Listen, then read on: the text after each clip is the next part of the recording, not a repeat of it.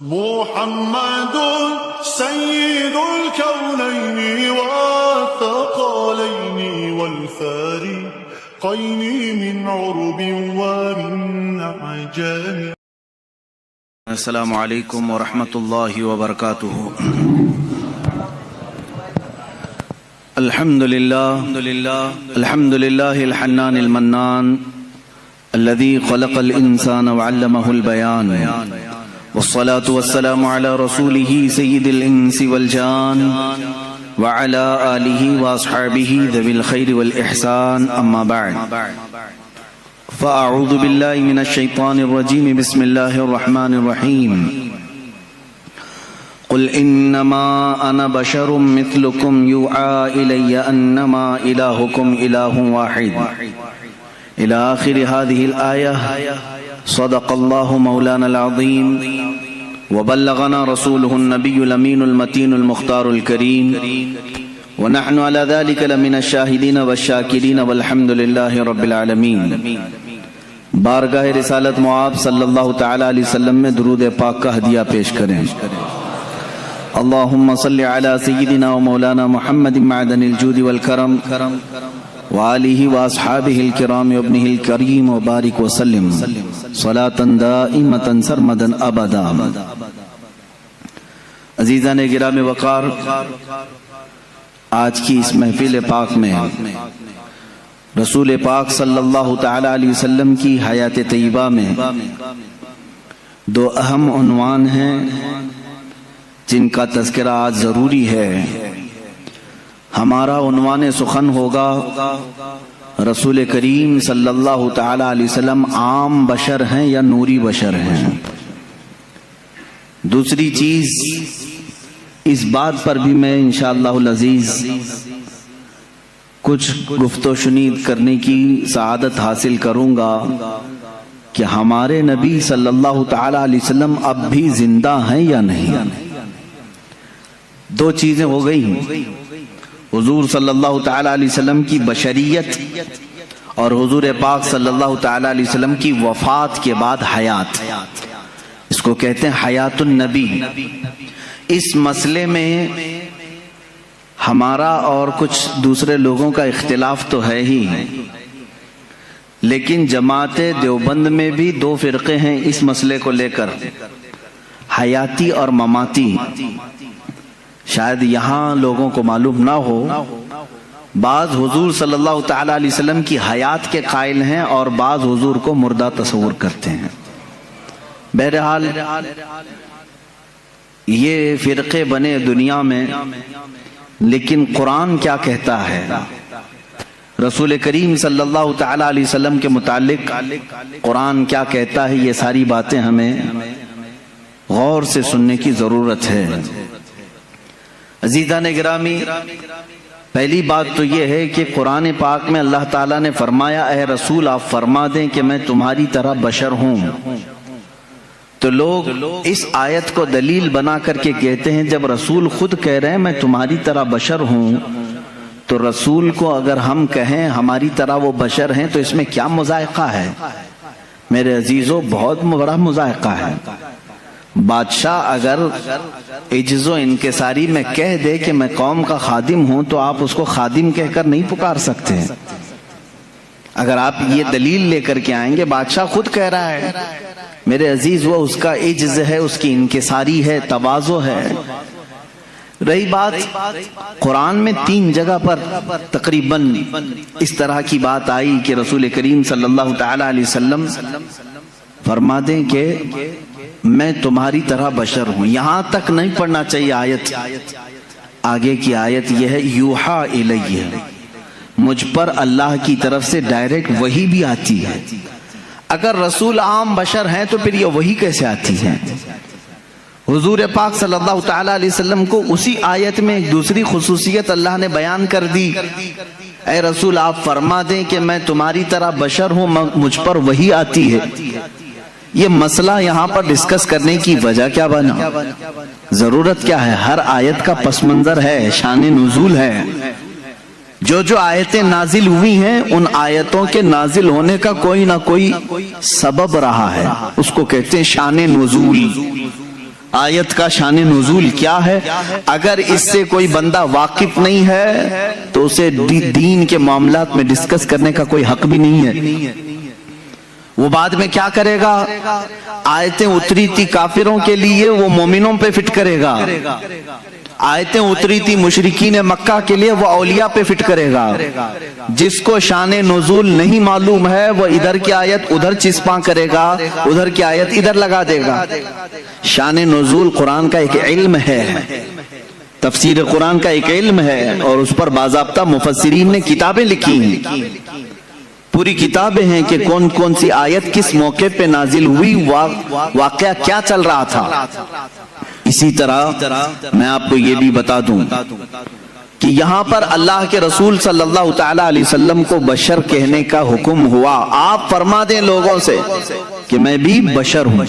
بشر کا مطلب ہوتا ہے انسان، میں بھی بشر ہوں، آپ بھی بشر ہیں، حضور صلی اللہ تعالی علیہ وسلم بھی بشر ہیں۔ لیکن اس میں کچھ لوگ دھوکہ کھا گئے، رسول کو کہنے کا حکم ہوا ہے، وہ بھی بشر ہیں تو ہم بھی کہیں گے رسول ہماری طرح بشر ہیں۔ میرے عزیز، تجھے یہ پوری تفصیل سمجھنی ہوگی کہ اللہ نے کیوں فرمایا رسول کو اپنی طرح بشر، رسول کو کیوں حکم ہوا کہ آپ کہہ دیں بشر ہیں۔ وجہ یہ تھی کہ اس زمانے میں دو قومیں تو بگڑی تھی، ایک یہودی اور دوسرے عیسائی۔ ان کے پاس اللہ کی کتابیں تھیں، اللہ کی کتابیں تھیں۔ یہودیوں کے پاس تورات بھی تھی، انجیل بھی تھی، عیسائیوں کے پاس انجیل تھی، نبی بھی آئے ان کے پاس۔ لیکن یہ قومیں کیسے بگڑی؟ اپنے اپنے زمانے کے نبیوں میں جب انہوں نے حیرت انگیز معجزات دیکھے تو غلو کر گئے۔ غلو کا مطلب ہوتا ہے اور کر دینا، کسی کے مرتبے کو بڑھا کر کے۔ حضرت عزیر علیہ السلام ایک نبی ہیں، اللہ نے ان پر نیند طاری کر دی، وہ 100 سال تک سوتے رہے۔ قرآن پاک میں اللہ نے اس کا تذکرہ بیان فرمایا ہے، 3 پارے میں، سورہ بقرہ ہی میں ہے۔ 100 سال تک ایک ہی مقام پر سوتے رہے، پھر 100 سال کے بعد مولا نے دوبارہ انہیں اٹھایا اور وہ اپنی قوم کے پاس آئے۔ ان کے بچے ان سے بڑی عمر کے ہو چکے تھے، یہ غالباً 33 یا 35 سال کی عمر میں گئے تھے۔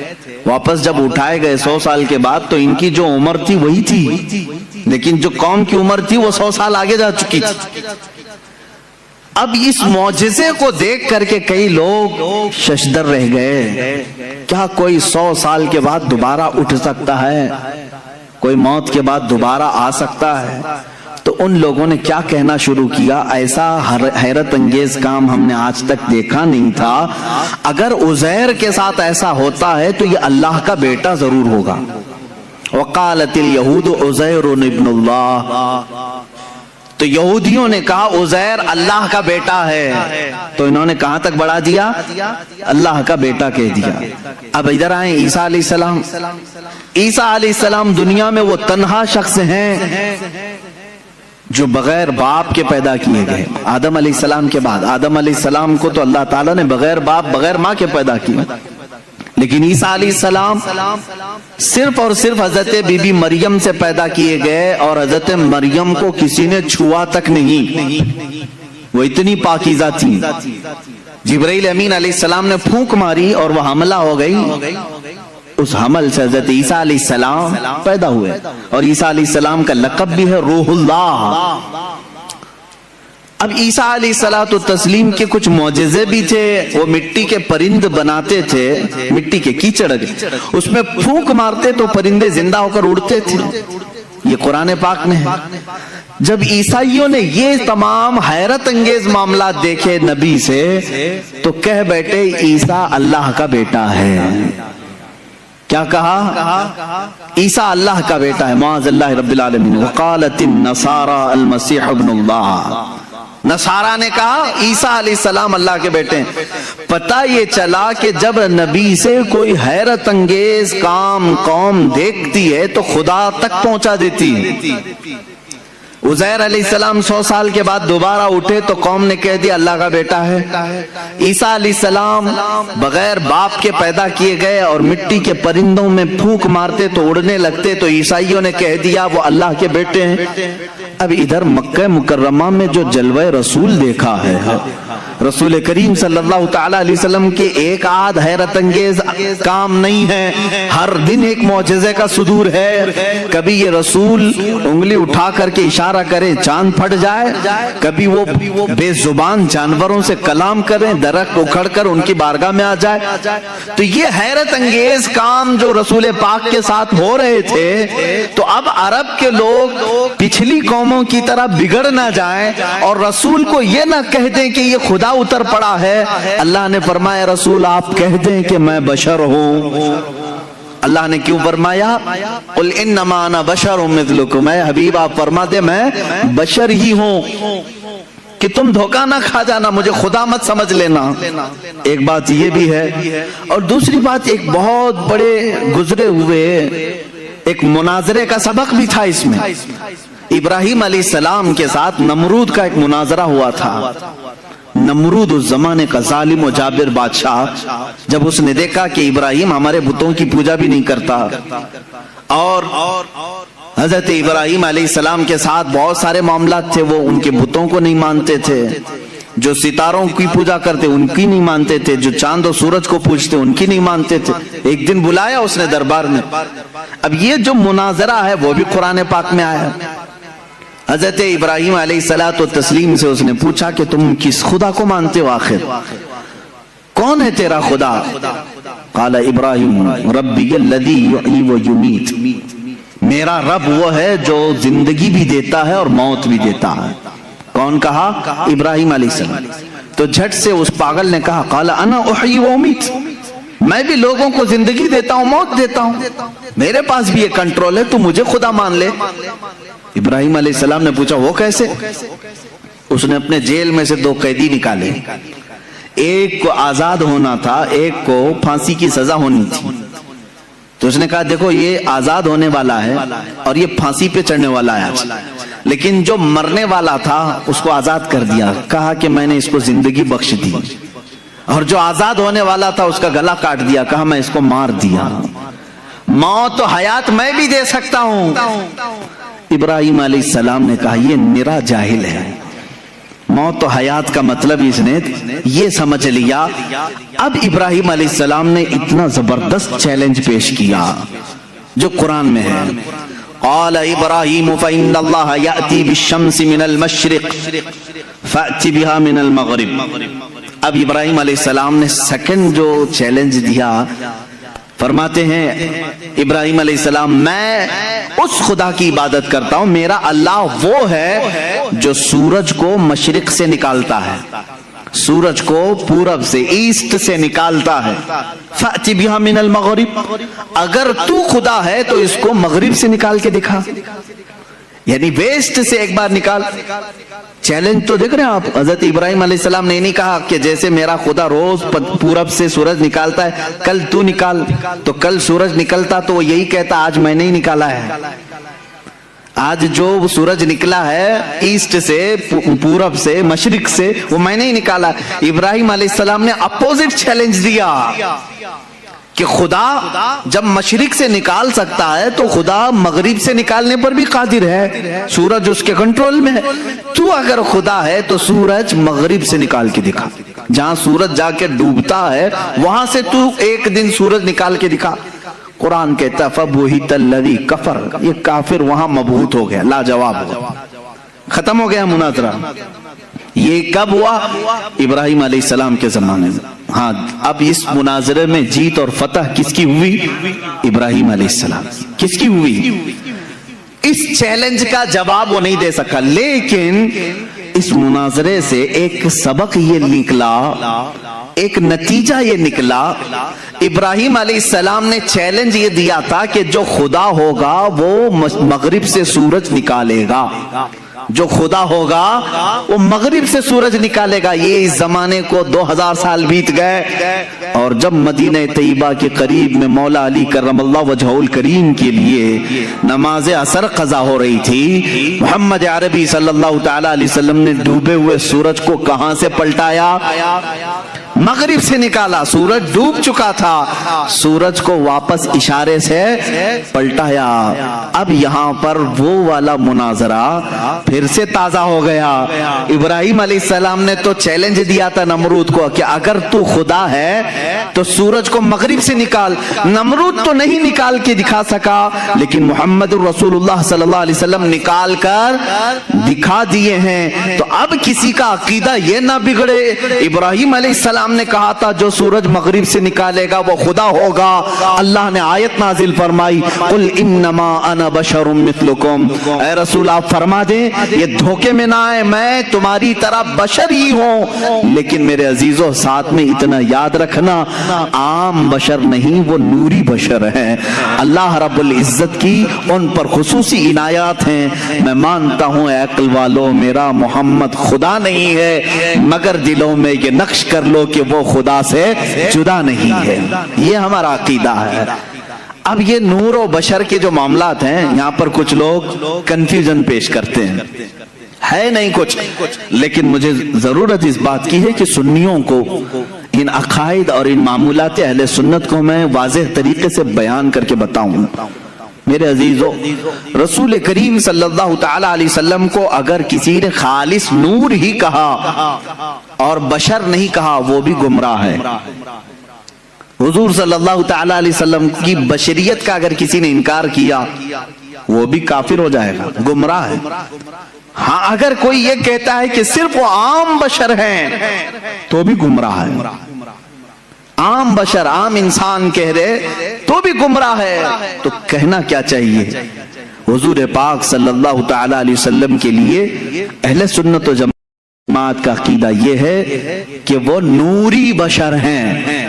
نوری بشر کا مطلب یہ ہوتا ہے دیکھنے میں تو بشر دکھتا ہے لیکن قدرت میں نوری مخلوق سے بھی بڑھ کر کے ہے. فرشتے نور ہیں, انسان بشر ہے. فرشتے نوری مخلوق ہیں, انسان بشر ہے. اب رسول کو اگر تم نے صرف نور کہا تو فرشتوں میں چلے جائیں گے, صرف بشر کہا تو صرف انسانوں میں. رسول ملائکہ کا بھی رسول ہے, انسانوں کا بھی رسول ہے. اس لیے تمہیں یہ کہنا پڑے گا کہ وہ نبی نور والے بھی ہیں اور بشریت بھی ان کے اندر ہے. ہمارا عقیدہ یہی ہے کہ وہ نوری بشر ہیں. کیا ہیں؟ نوری بشر ہیں.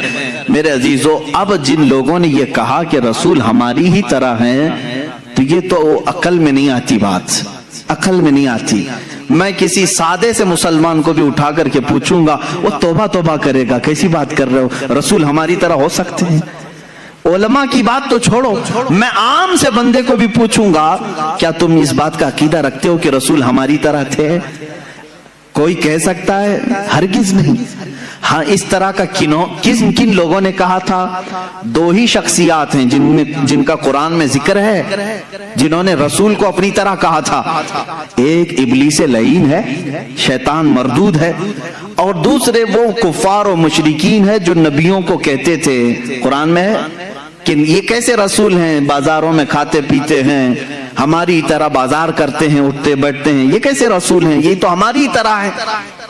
تو کافروں نے رسول کو اپنی طرح کہا تھا, یا پھر دوسرا کون؟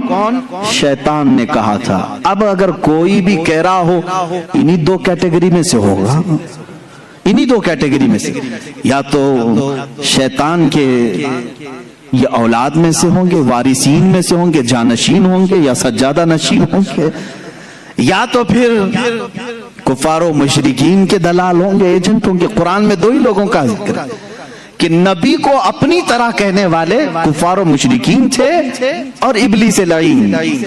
شیطان نے کیا کہا تھا جب آدم علیہ السلام کو پیدا کیا گیا؟ اس نے کہا تھا مجھے تو آگ سے بنایا گیا, ان کو مٹی سے کیسے یہ برابر ہو سکتا ہے, میں سجدہ کروں یہ نہیں ہو سکتا. بلکہ اس نے برابر کیا, اپنے آپ کو ان سے بھی بڑا سمجھا. جیسے آج لوگوں نے کہا ہے نا, کتابوں میں لکھا ہے امتی عمل کرتے کرتے کبھی نبی سے بھی بڑھ جاتا ہے. شیطان نے یہی کہا تھا کہ مجھے آگ آگ سے پیدا کیا ہے، میں آدم سے بڑھ گیا ہوں، یہ مٹی سے ہے۔ عزیزان گرامی وقار، اس طرح کے جملوں سے احتراز کرو، پرہیز کرو، اس طرح کے ڈیبیٹ میں جاؤ بھی مت۔ تم رسول کریم صلی اللہ تعالی علیہ وسلم کی حیات طیبہ میں آج نہیں ہو، ان کی ظاہری زندگی میں نہیں ہو کہ تم ان کے بارے میں فیصلے لیتے رہو گے کہ وہ صرف نور تھے، کہ صرف بشر تھے، عام بشر تھے یا کیا تھے۔ یہ تمام ڈسکشن نہ کرو، قرآن نے ہمیں جتنا کہا ہے اس پر عمل کرو۔ قرآن نے ہمیں یہ کہا وہ بشر تو ہے لیکن عام بشر نہیں، عام بشر نہیں۔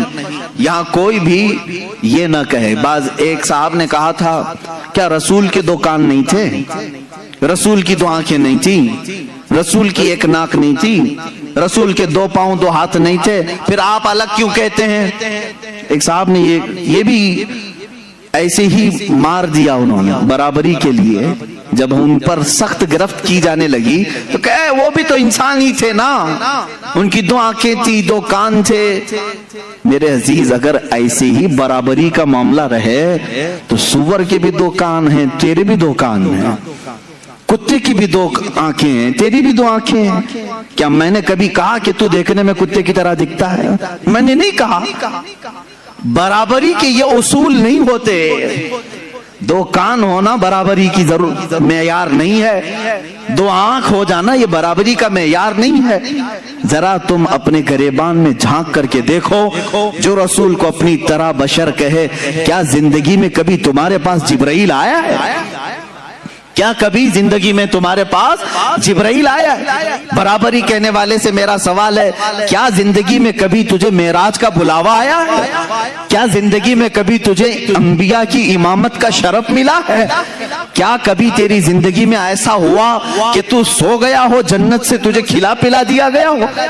وہ خصوصیات تو میرے مصطفیٰ کو عطا تھی، یہ رسول کریم صلی اللہ تعالیٰ علیہ وسلم کی عنایات تھی۔ اللہ کے نبی صلی اللہ تعالیٰ علیہ وسلم عید کی نماز پڑھانے کے لیے مدینے سے باہر تشریف لائے ہیں اور کھلے میدان میں نماز پڑھا رہے ہیں۔ صحابہ فرماتے ہیں جب تک میرے آقا صلی اللہ تعالیٰ علیہ وسلم خطبہ دیتے رہے، نماز پڑھاتے رہے، آسمان کا ایک ٹکڑا ابر بن کر چھاؤں پیش کرتا رہا، سایہ بن کر کے سایہ افغن رہا، اور ہمیشہ میرے آقا صلی اللہ تعالیٰ علیہ وسلم جب کبھی دھوپ میں چلتے تھے تو آسمان کا ایک ٹکڑا ساتھ ساتھ چلتا تھا۔ کیا تیرے بھی یہ خصوصیات ہیں؟ تجھے یہ خصوصیات دی گئی ہیں؟ اللہ کے نبی صلی اللہ تعالیٰ علیہ وسلم کی ہر چیز کو پاک کہا گیا ہے، ان کے لباس کو پاک کہا گیا ہے، ان کے جسم سے ریلیٹڈ ہر چیز کو پاک کہا گیا ہے۔ کیا تیرے لیے یہ خصوصیات ہیں؟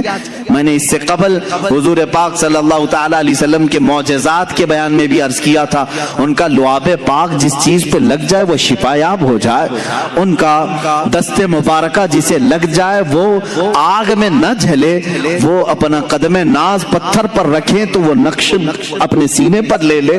یہ خصوصیات میرے مصطفیٰ کریم صلی اللہ علیہ وسلم کی ہیں۔ تو برابری کا دعویٰ کرنے والا ان میں سے کوئی ایک چیز لا سکتا ہے؟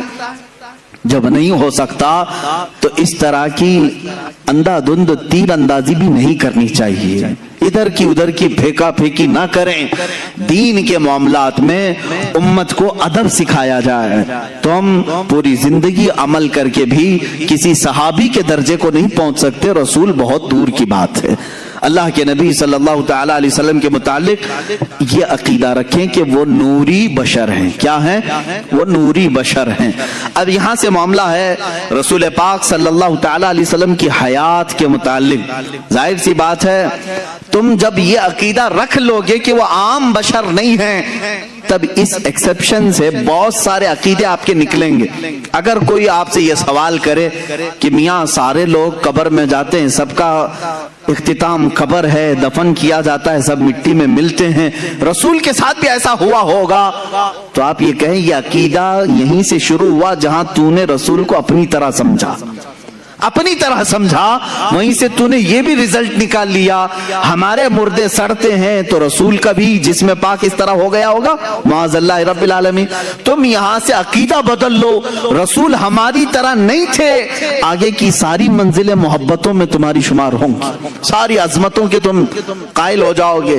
حضور پاک صلی اللہ تعالیٰ علیہ وسلم کے بارے میں اگر میں یہ کہوں، ان کے جسم ناز کی بات تو چھوڑو، 14 صدیاں گزر گئی، ان کے جسم پاک پاک سے کٹے ہوئے بال جو آج بھی رکھے ہیں وہ سڑ گل کر کے کہیں ختم نہیں ہوئے، نہ ان کو آگ جلا سکی، پوری کائنات میں آج بھی وہ روشنیاں بکھیر رہے ہیں، ہزاروں عشاق کے سینے میں عشق مصطفیٰ جلا بھی رہے ہیں، جلا بخش رہے ہیں، تو رسول پاک کے جسم ناز کی کیا بات ہے۔ بلکہ بزرگوں نے فرمایا وہ حصہ جو رسول پاک کا جسم لگا ہوا ہے قبر پاک، اس کو کہا گیا ہے وہ عرش اعظم سے بھی افضل ہے۔ ادب گاہست زیر آسماں از عرش نازک تر، نفس گم کردہ می آیت جنید و با یزیدی جا۔ فارسی میں کہا گیا ہے عرش سے بھی نازک ترین ایک جگہ ہے آسمان کے نیچے۔ کون سی جگہ ہے؟ یہ وہی لحد مصطفیٰ ہے جہاں جنید بغدادی اور با یزید بسطامی بھی حاضری دیتے ہیں تو اپنی سانسوں کو روک لیا کرتے ہیں کہ نکلنے والی سانسوں سے کہیں بے ادبی نہ ہو جائے۔ یہ وہ مقام ہے لحد مصطفیٰ صلی اللہ تعالی علیہ وسلم، قبر مصطفیٰ کی اتنی افضلیت ہے۔ اسی لیے اعلیٰ حضرت فاضل بریلوی رحمت اللہ تعالی علیہ سے کسی نے پوچھا کہ مکہ افضل ہے کہ مدینہ افضل ہے؟ یہ بھی معاملات آتے رہتے ہیں، مکہ افضل ہے کہ مدینہ افضل ہے؟ تو اعلیٰ حضرت رضی اللہ تعالیٰ عنہ نے اس کے جواب میں یوں فرمایا طیبہ نہ صحیح افضل مکہ ہی بڑا زاہد، طیبہ نہ صحیح افضل مکہ ہی بڑا زاہد، ہم عشق کے بندے ہیں کیوں بات بڑائی ہے۔ سنتے ہیں کہ محشر میں صرف ان کی رسائی ہے، گر ان کی رسائی ہے لو جب تو بنائی ہے۔ میرے عزیزو، آپ نے یہ فرمایا جو لحد پاک رسول پاک کے جسم سے لگی ہوئی ہے وہ خانہ کعبہ سے بھی افضل ہے۔ اس کی وجہ کیا ہے؟ رسول کریم صلی اللہ تعالی علیہ وسلم کا جسم ناز خانہ کعبہ سے افضل ہے۔ کعبے کو مطہر کس نے بنایا؟ کعبے کو اس عظمت والا، یعنی وہ تو بتوں میں گھر گیا تھا کعبہ، کعبے کے اندر کئی 100 بت رکھ دیے گئے تھے، اس کعبے کو طہارت کس نے بخشی؟ مصطفیٰ کریم صلی اللہ تعالی علیہ وسلم۔ کعبے کے ارد گرد اس وقت لوگ ننگا طواف کرتے تھے کپڑے اتار کر کے، میرے آقا صلی اللہ تعالی علیہ وسلم نے طواف کرنے والوں کے آداب بتائے۔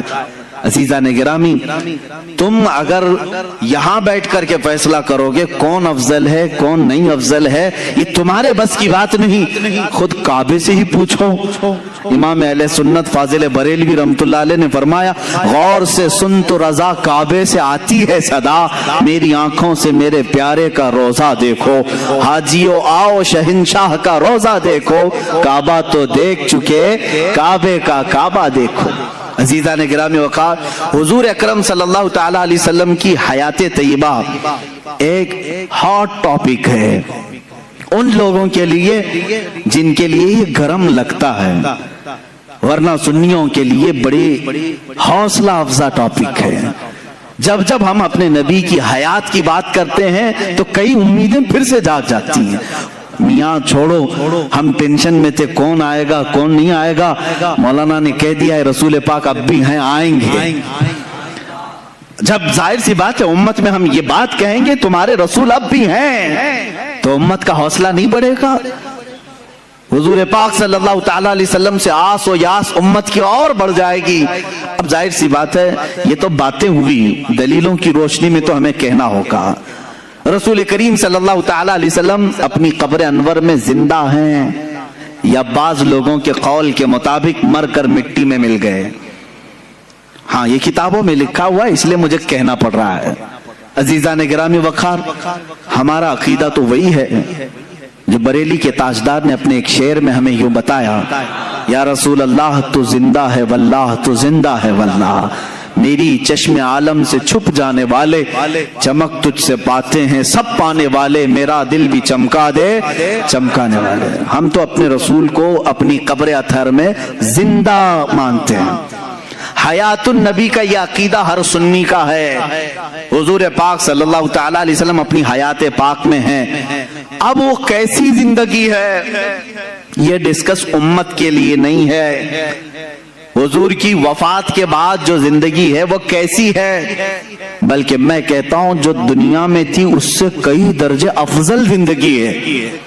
تم یہ کہتے ہو کہ ایسے ہی زندہ ہیں جیسے تم زندہ ہو، نہیں میاں، اس سے کئی درجے افضل زندہ ہیں۔ جب قرآن کہتا ہے شہیدوں کے بارے میں کہ تو ان کو مردہ نہ کہو، کیا قرآن میں نہیں ہے آیت؟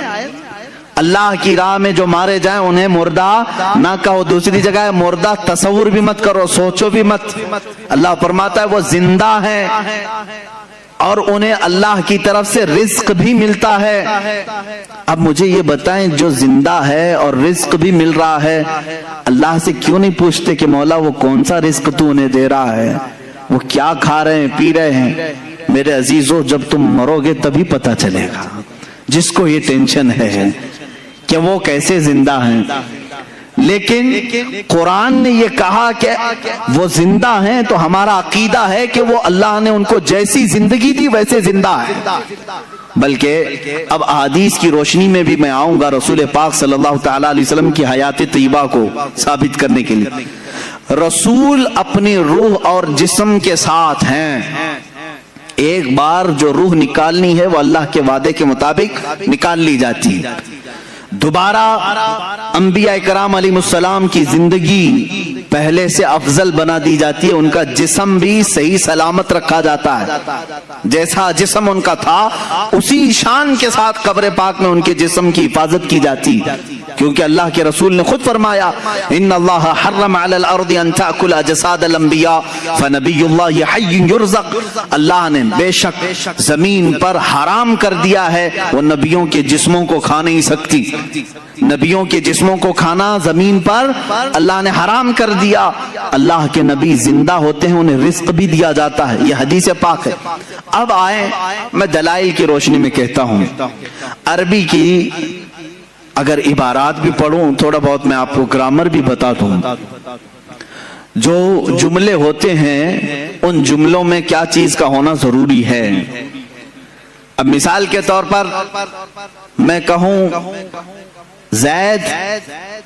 زید عالم ہے، زید عالم ہے، اس کا مطلب کیا ہے؟ پریزنٹ میں بول رہا ہوں میں یا کہ پاسٹ میں بول رہا ہوں؟ پریزنٹ میں نا، عام بندہ سمجھ رہا ہے، پریزنٹ بات کر رہا ہوں، حال کی بات کر رہا ہوں۔ زید عالم ہے اس کا مطلب ہے ابھی ہے، زید عالم ہے۔ اسی قاعدے اور گرامر کے حساب سے آگے چلتے ہیں۔ جب لفظ ہے آتا ہے تو وہ پریزنٹ کو پیش کرتا ہے، حال کو پیش کرتا ہے۔ اب آؤ میرے عزیزو، اس پر تو پورا اسلام کھڑا ہے۔ تمہارا کلمہ کیا ہے؟ لا الہ الا اللہ محمد رسول اللہ۔ کلمہ ہر مسجد میں ملے گا، ہر جگہ تمہیں ملے گا، ترجمے کے ساتھ بھی ملے گا۔ لا الہ الا اللہ کا ترجمہ کیا ہے؟ کوئی معبود نہیں اللہ کے سوا، یہ ایک ہو گیا، ہم نے نفی کر دی۔ دوسرا ورڈ آتا ہے محمد رسول اللہ ہے، یہ اب اس کو ہم ملا کے پڑھتے ہیں محمد رسول اللہ، محمد اللہ کے رسول۔ کیا کہہ رہے ہیں؟ محمد اللہ کے رسول۔ پاسٹ میں تھے کہا میں نے، آپ ترجمہ کبھی کلمے کا یوں کرتے ہو محمد اللہ کے رسول تھے؟ نہیں، ہمارا ہر بچہ ترجمہ یہی کرے گا محمد اللہ کے رسول ہے۔ یہ اس بات کی علامت ہے کہ رسول آج بھی زندہ ہیں۔ میرے عزیزو، ہم مردہ رسول کو مانتے تو یہ کہتے وہ اپنے زمانے میں رسول تھے، جب کلمہ پڑھ رہے ہیں ہم اقرار کر رہے ہیں رسول ہیں، محمد اللہ کے رسول۔ کلمہ ہمارے نبی کی زندگی کی بڑی دلیل ہے، اور اگر رسول پاک کی حیات کا کوئی منکر ہے تو میں سمجھتا ہوں اس کا کلمہ ہی ادھورا ہے۔ وہ رسول پاک صلی اللہ تعالی علیہ وسلم کی رسالت کو پاسٹ میں مان رہا ہے، ابھی نہیں مان رہا ہے۔ محمد اللہ کے رسول ہیں، اس سے سمجھ میں آیا رسول ہیں کہ نہیں ابھی ہے۔ میرے عزیزو، صحابہ نے بھی یہی کلمہ پڑھا، اولیاء نے بھی یہی پڑھا، تابعین نے بھی یہی پڑھا، ہم بھی یہی پڑھ رہے ہیں۔ اللہ کی ذات سے کروڑہا یقین ہے کہ ہمارے بچے بھی یہی پڑھیں گے انشاءاللہ العزیز، ہماری نسلیں بھی یہی پڑھیں گے۔ آج بھی رسول زندہ ہیں، کل بھی زندہ تھے، اور قیامت تک انشاءاللہ العزیز ہمارا یہ عقیدہ بھی زندہ رہے گا۔ رسول پاک صلی اللہ تعالی علیہ وسلم کی حیات طیبہ کو جنہوں نے ڈسکنیکٹ کیا ان کا نقصان کیا ہوا جانتے ہیں؟ جنہوں نے کہا رسول مر کر مٹی میں مل گئے معاذ اللہ، ان کے ساتھ وہی ہوا جیسے بدتمیز اولاد کے ساتھ ہوتا ہے، باپ کو دفن کر کے آنے کے بعد اب تو کوئی نہیں ہے، باپ بھی نہیں ہے، باپ کو ہم خود ہی دفن کر کے آ گئے، اب ختم ہو گیا ہوگا، باپ کا وہ ڈر ختم ہو گیا، گھر سے چلا گیا، اولاد بگڑ گئی۔ کچھ اولاد کے ساتھ ایسا ہوتا ہے باپ کے جانے کے بعد وہ من مانی کرنے لگا۔ میرے عزیزو، جس کا تصور یہ ہے رسول اب بھی زندہ ہے اور مجھے دیکھ رہے ہیں، اس کے دل میں ہمیشہ اپنے رسول کی عظمت برقرار رہتی ہے، ہمیشہ اپنے رسول کے بارے میں اس کے دل میں ایک ہیبت رہتی ہے، اللہ کے رسول ہیں۔ جب مدینہ طیبہ جاتے رہتے ہیں، کیا سوچ کر جاتے ہیں لوگوں، وہاں جانے کے وقت قدم لڑکھڑانے لگتے ہیں، رسول اپنی قبر سے مجھے دیکھ رہے ہوں کہ میں کیا منہ لے کر کے رہوں۔ اور اگر کوئی یہ سوچ کر جاتا ہے نہیں وہ تو عام قبروں کی طرح مر کر ختم ہو گئے، میرے عزیزوں پھر ان کے دلوں میں ادب بھی نہیں رہتا، مدینے جانے کا بھی کوئی تصور نہیں رہتا۔ لیکن دیکھا ہے ہم نے جنہوں نے رسول پاک کو اپنی قبر انور میں زندہ تسلیم کیا، ان کا ادب بھی اتنا بڑھ جاتا ہے، وہ وہاں سے گزرتے بھی ہیں، ان کی آنکھوں سے ٹپ ٹپ آنسوں کی جھڑی جاری رہتی ہے اور الفاظ نکل نہیں پاتے۔ کئی ایسے لوگ ہیں جو بے قرار ہو جاتے ہیں اس لیے کہ انہوں نے اپنے رسول کو زندہ تسلیم کیا، اور جنہوں نے حضور پاک صلی اللہ علیہ وسلم کی زندگی کا انکار کیا، اس کی ایک صاف مثال میں نے دیکھا مدینہ طیبہ میں جالیوں کی قریب ایک متوع، یہ متوع وہی ہیں جو سفید جبہ لال رومال پہن کر کے جو لوگوں کو گمراہ کرنے کے لیے جن کو رکھا گیا ہے، ہر ایک کو کاٹتے پھرتے رہتے ہیں، یہ پٹا ہی نہیں ہے ان کے اندر، مالک نے پٹا ڈالا نہیں ہے، آوارہ پھرتے رہتے ہیں، جو نظر آیا اس کو کاٹ دیتے ہیں۔ ہونا یہ چاہیے کہ جو گورنمنٹ انہیں پال رہی ہے پٹا ڈال کر کے رکھے، اس لیے کہ دنیا بھر سے لوگ آتے ہیں، روڈ پہ اس طرح کتوں کو چھوڑو گے تو ہر آنے جانے والوں کے لیے تکلیف بھی ہے۔ اب یہ وہی کرتے رہتے ہیں۔ ایک بار ہمارے سامنے کی بات ہے، پاکستانی حاجیوں کو یہ اس طرح سے ڈیبیٹ کر رہے ہیں، رسول کچھ دے نہیں سکتے، یہ نفع نقصان کسی چیز کے مالک نہیں، وہ کہہ رہا ہے نہیں میرا رسول دے گا، وہ پاکستانی بیچارہ بار بار کہہ رہا ہے، اس نے غصے میں آ کر کے جالیوں کے سامنے پیر یوں مارنا شروع کیا اور اپنی پیٹھ سے جالی گھسنے لگا۔ اگر کچھ کر سکتے تو دیکھو مجھے کچھ ہوا کیا، وہ دکھا رہا ہے۔ میرے عزیزو، جن لوگوں کا عقیدہ یہ ختم ہوا نا رسول ختم ہو گئے ہے، وہ اسی طرح کی حرکتوں پہ آتے ہیں، اور میں سمجھتا ہوں اس سے لاکھ درجے افضل وہ بوڑھا پاکستانی تھا جو اگرچہ عالم نہیں تھا لیکن رسول پاک کی بارگاہ میں اتنے ادب سے کھڑا تھا کہ اس کی آنکھیں آنسوؤں سے بھری ہوئی تھی، ادب سے کھڑا ہوا تھا۔ عزیزان گرامی وقار، اس عقیدے کو آج پھر سے زندہ رکھو اپنے سینوں میں، اپنے ذہن میں۔ ہمارے نبی کو ہم نے مردہ تصور نہیں کیا، کلمہ پڑھا بھی ہے تو زندہ رسول کا کلمہ پڑھا ہے، محمد صلی اللہ علیہ وسلم اللہ کے رسول ہیں، ہم یہی کہتے ہیں۔ اب آؤ قرآن پاک کی دوسری دلائل کی طرف میں آتا ہوں۔ اللہ تبارک و تعالیٰ نے ایک آیت یوں فرمائی، وَلَوْ أَنَّهُمْ إِذْ ظَلَمُوا أَنفُسَهُمْ جَاءُوكَ فَاسْتَغْفَرُوا اللَّهَ وَاسْتَغْفَرَ لَهُمُ الرَّسُولُ لَوَجَدُوا اللَّهَ تَوَّابًا رَحِيمًا۔ یہ آیت ہے پوری، آپ قرآن پاک اٹھا کر پڑھ سکتے ہیں، 5ویں پارے میں یہ آیت۔ اللہ فرماتا ہے جب مومنین اپنے جانوں پر ظلم کر لیں یعنی گناہ کر لیں تو اے رسول یہ آپ کے پاس آئیں۔ قرآن میں ہے جاؤکا، یہ لفظ ہے قرآن میں، یہ مومنین کیا کریں، اے رسول آپ کے پاس آئیں، اللہ سے اپنے گناہوں کی بخشش طلب کریں۔ لیکن طریقہ اللہ نے کیسے بتایا، پہلے کہاں آئیں، رسول کے پاس آئیں، رسول کے پاس آئیں اور اپنے گناہوں کی بخشش طلب کریں۔ وَاسْتَغْفَرَ لَهُمُ الرَّسُولُ، اس پر مزید ایک اور شرط ہے، رسول بھی ان کے لیے سفارش کریں۔ بات سمجھ میں آ رہی؟ جب جب گناہ ہو گئے وہ جائیں، توبہ اور بخشش کا ذریعہ اللہ نے جو بتایا، قرآن کی بات کر رہا ہوں، جاؤک اے رسول، یہ مومنین آپ کے دربار میں آئیں، اللہ سے بخشش مانگیں اور رسول بھی ان کے لیے سفارش کریں، لوجد اللہ تواب الرحیم، پھر وہ اللہ کو توبہ قبول کرنے والا پائیں گے، رحم کرنے والا پائیں گے۔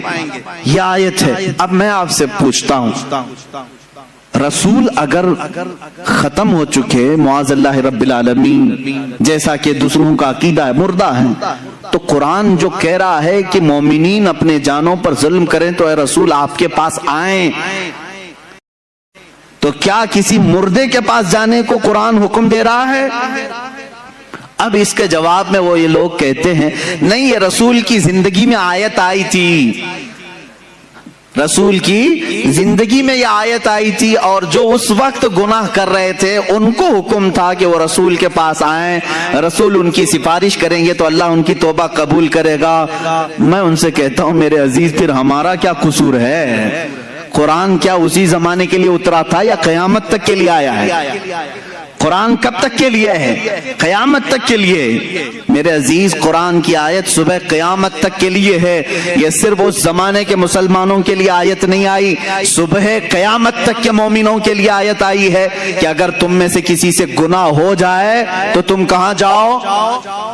کہاں جاؤ گے؟ رسول کے پاس۔ یہ آپ کھل کر کے بولو، ڈرو مت کہ کیسے جائیں گے، ویزا لگے گا کہ نہیں لگے، میں بتاتا ہوں، اس پر بھی میں آتا ہوں، لیکن قرآن کی بات ہے۔ اللہ نے کیا فرمایا؟ اگر گناہ ہو جائیں تو تم کہاں جاؤ؟ پھر ڈر ہے آپ کو؟ کہاں جائیں؟ رسول کے پاس جائیں۔ اب رسول کے پاس جانے کے بعد دو کام ہیں آپ کے، ایک آپ کی طرف سے، ایک رسول کی طرف سے۔ آپ اللہ کی بارگاہ میں توبہ کریں گے، رسول آپ کی سفارش کریں گے، تب آپ کی توبہ قبول ہوگی۔ اب آپ سوال آتا ہے، ہر ایک کی طاقت نہیں سفر کرنے کی، کیسے جائیں مدینے؟ ٹکٹ مہنگا ہے، اب تو لاک ڈاؤن میں ویزا بھی نہیں لگتا ہے، تو کیا اللہ تبارک تعالیٰ کسی بندے کو اس کی طاقت سے زیادہ کا حکم دے گا؟ جو تم نہیں کر سکتے اس کا حکم شریعت میں آتا ہے۔ اسلام نام ہی ہے اس چیز کا، اللہ بندے پر اتنا ہی حکم ڈالتا ہے جتنا وہ کر سکتا ہے، جو نہیں کر سکتا اس کا حکم نہیں آئے گا۔ اب تم سب لوگ مل کر کے کہو گے کہ ہمارے آج جانے کی طاقت ہی نہیں، اور اللہ نے حکم کیسے دے دیا؟ گناہ تو آج صبح بھی ہوئے ہم سے، دوپہر میں بھی ہوئے، شام میں بھی ہوئے، اور اللہ فرما رہا ہے رسول کے پاس جائیں۔ اب اس حساب سے دیکھا جائے تو کبھی ٹکٹ ملے نہ ملے، کیسے جائیں رسول کے پاس؟ میرے عزیزو، پھر تمہیں حیات النبی کا عقیدہ اور حاضر و ناظر کا عقیدہ لینا پڑے گا، لینا پڑے گا۔ اے عزیز، اللہ نے تجھے کب کہا کہ تو چلتے ہوئے، سفر کرتے ہوئے، اس طرح اڑتے ہوئے، ٹرین میں، بس میں آ جا رسول کے پاس؟ اللہ نے یہ فرمایا بس تو رسول کے پاس آ، چاہے جسم کے ساتھ آ یا تصور کے ساتھ آ، چاہے جسم کے ساتھ آ یا تصور کے ساتھ آ، ہم تو کہتے ہیں حاضر ہیں۔ حضور پاک صلی اللہ تعالی علیہ وسلم کی بارگاہ میں جب ہم کھڑے ہوتے ہیں تو یہ کہتے ہیں حاضر ہیں در دولت پہ گدا، سرکار توجہ فرمائیں۔ تم جہاں سے کہو گے سرکار سنتے ہیں۔ تو حاضری ہو گئی۔ یہاں ابھی آنکھ بند کر لیا آپ نے، ملا باڑے کی مسجد میں بیٹھے ہیں، گناہوں سے توبہ کرنی ہے، قرآن کی آیت پر عمل کرنا ہے ہم کو۔ اللہ نے فرمایا رسول کے پاس جانے کا حکم اللہ نے کیا۔ اب میں یہاں بیٹھا، چل کے جانے کے لائق نہیں، آنکھ بند کر لیا، منٹ بھی نہیں لگے مدینے پہنچ گیا، منٹ بھی نہیں لگے۔ یہ کتنی تیز حاضری ہے۔ بارگاہ رسول میں کھڑے ہونے کا تصور لے آیا، اور پھر سامنے اپنے رسول کو حاضر پا کر کے اب توبہ کرنا شروع کیا۔ استغفر اللہ ربی من کل ذنب واتوب الیہ۔ اللہ تو نے فرمایا گناہ ہو جائیں تو رسول کے پاس آ جا، میں آ گیا۔ اب تو نے فرمایا بخشش طلب کر مجھ سے، میں نے بخشش بھی طلب کر لی، استغفار بھی پڑھ لیا۔ تیسرا کام ہے اب رسول کا، اللہ کے رسول سفارش کریں کریں. اب رسول کے پاس تمہیں کہنا ہوگا اے اللہ کے رسول حکم خدا پر میں آپ کے پاس آیا ہوں اور حکم خدا پر میں نے استغفار بھی کر لیا, بس آپ کے استغفار کی آپ کے سفارش کی دیر ہے اور اللہ میری توبہ قبول کرے گا. یہی تو عقیدہ بریلی کا امام بار بار تمہیں کہہ رہا ہے. رسول کریم صلی اللہ تعالی علیہ وسلم کے دربار میں آؤ, یہاں میرے عزیزوں گناہوں کی بخشش طلب کرو اور رسول بے حساب دیتے ہیں اور اللہ تبارک و تعالیٰ ان کی سفارش کو سنتا بھی ہے اور بندوں کو پاک کر کے وہاں سے روانہ بھی فرماتا ہے. اب اس کی دلیلیں میں دیتا ہوں. ایک اور قرآن کی آیت پڑھ کر کے میں آگے آؤں گا کہ رسول اس وقت بھی معاف کرتے ہیں کہ نہیں کرتے ہیں. کیسے پتہ چلے گا؟ آتے ہیں کہ نہیں آتے ہیں, زندگی میں ہیں یا نہیں ہیں, اس کو کچھ دلائل سے میں ثابت کروں گا. دوسری ایک آیت ہے قرآن پاک میں اور وہ بھی بہت حوصلہ افزا آیت ہے ہمارے لیے, بہت حوصلہ افزا ہے. اس میں بھی دیکھیں آپ عربی کے گرامر تھوڑے بہت اگر مسلمانوں کو معلوم ہو تو کبھی گمراہ نہیں ہوں گے انشاءاللہ, کوئی ان کو بہکائے گا نہیں. میں آپ کو تاریخ بتاؤں, اللہ تبارک و تعالیٰ پہلے کی امتیں جب نافرمانی کرتی تو عذاب آ جاتا. قوم لوط پر بہت بھیانک عذاب آیا, قوم سمود پر بھیانک عذاب آئے, نوح علیہ السلام کی قوم پر بہت بھیانک عذاب آئے, شعیب علیہ السلام کی قوم پر بہت عذاب آئے. سب قومیں جب نافرمانی کرتی تو ان کے عذابات بھی کیسے تھے. بعض قوموں کو خنزیر بنا دیا گیا, بعض کو بندر بنایا گیا, بعض کے لیے زمین پھٹ گئی سب اندر چلے گئے, بعض کے لیے آسمان سے پتھر برسائے گئے, نوکیلے پتھر وہ برستے تھے تو ان کی کھوپڑیاں پڑ جاتی تھیں. تو یہ سخت ترین عذابات آئے, لیکن اللہ تعالیٰ نے رسول پاک صلی اللہ تعالیٰ علیہ وسلم کی اس گنہگار امت جس میں ہم اور آپ ہیں ہمیں ایک تحفہ دیا. اب اللہ تعالیٰ فرماتا ہے وَمَا كَانَ اللَّهُ لِيُعَذِّبَهُمْ, اللہ تعالیٰ اب اس امت پر ویسے عذاب نازل نہیں کرے گا. اللہ کی طرف سے ہے یہ. تمہارے اندر گناہ آج بھی وہ سارے ہیں جو پچھلی امتوں میں تھے. لواطت بھی ہے, آج ناپ تول میں کمی یہ بھی ہے, زنا بھی ہے, چوری بھی ہے. یہ سب گناہوں میں جب وہ قومیں ملوث ہوتی تھی تو عذاب آتا تھا. آج نہیں ہے عذاب, ہے خسف اور مسخ کا عذاب.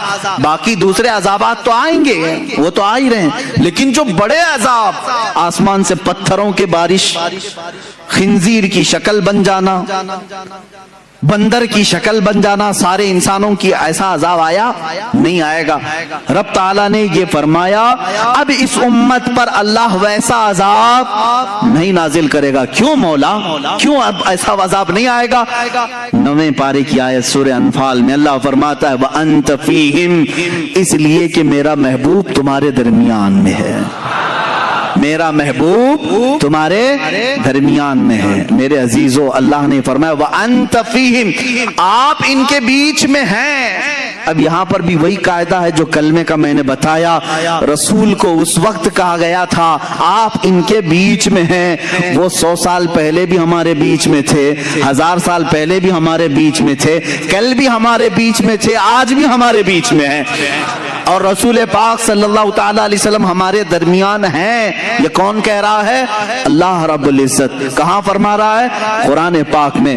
اگر تم کہتے ہو رسول نہیں ہے, مر کر ختم ہو گئے, تو پھر میں کہتا ہوں عذاب آ جانا چاہیے, عذاب آ جانا چاہیے, پتھر برسنا چاہیے, کم سے کم ان پہ تو برسنا چاہیے جو رسول کو مر کر ختم کر دیے. نہیں نا, ان کے عقیدہ رکھنے سے رسول ختم تو نہیں ہوتے. رسول پاک صلی اللہ تعالی علیہ وسلم اپنی قبر انور میں زندہ ہیں اور اسی وجہ سے اللہ تعالیٰ نے بھیانک عذابوں کو روک لیا ہے. بھیانک عذاب روک لیے گئے ہیں. عزیزان گرامی وقار, یہاں سے یہ بات ثابت ہوئی کہ رسول پاک صلی اللہ تعالی علیہ وسلم اپنی امت کے درمیان ہمیشہ رہیں گے, ہمیشہ رہیں گے. وَأَنْتَ فِيهِمْ. اور ایک بات میں آپ کو بتا دوں, ایک بڑی بات, میلاد بھی ہم منا رہے ہیں اور میلاد ہی کے یہ تو مجالس ہے نا, میلاد کی محفلیں ہیں. اب یہاں سے کچھ چیزیں سمجھنی پڑتی ہیں. دیکھیں دنیا کا ایک اصول ہے, جس کے لیے محفل سجاتے ہیں, جس کے لیے محفل سجاتے ہیں, جب تک وہ رہتا ہے تب تک محفل ہے کہ نہیں؟ جب تک وہ رہتا ہے تب تک وہ محفل ہے. فار ایگزامپل تقریر سننے کے لیے محفل آپ نے بنائی اور مجھے سننے کے لیے آئے. میں چلا جاؤں گا تو آپ بیٹھے رہیں گے. تھوڑے لوگ اللہ اللہ کرنے والے بیٹھے رہتے ہیں, لیکن جو محفل تھی وہ نہیں کہلائے گی. بعد میں نماز پڑھنے والے نماز پڑھ رہے ہوں گے, ذکر کرنے والے ذکر کریں, میں ان سے نہیں کہہ رہا ہوں, لیکن یہ محفل چلی جائے گی کیونکہ مقرر گیا, محفل بھی گئی. دولہا آتا ہے, دولہا کے آنے سے پہلے اسٹیج بھی سجا ہے, کرسی بھی لگی ہے, باراتی بھی کھڑے ہیں, سب انتظار میں نا. دولہا آیا, شام تک رکا, دلہن کو لے کر گیا باراتی. اب کیا کریں گے, کھانا بھی ختم ہو گیا, وہاں ہال میں رات تو نہیں بتائیں گے, چلے جائیں گے. اور ڈیکوریٹر کیا کرے گا, ڈیکوریشن نکال لے گا, کرسی ہٹا دی جائے گی, سٹیج ختم ہو جائے گا. یہی تو اصول ہے نا دنیا کا. جس کے لیے محفل سجی ہے وہ جائے گا تو محفل بھی ختم ہو جائے گی. اب میں آؤ حدیث پاک سناتا ہوں. اللہ کے نبی صلی اللہ تعالی علیہ وسلم فرماتے ہیں, رب ذوالجلال اپنے رسول سے فرما رہا ہے, لولاک لما خلقت الدنیا والافلاک والارضین.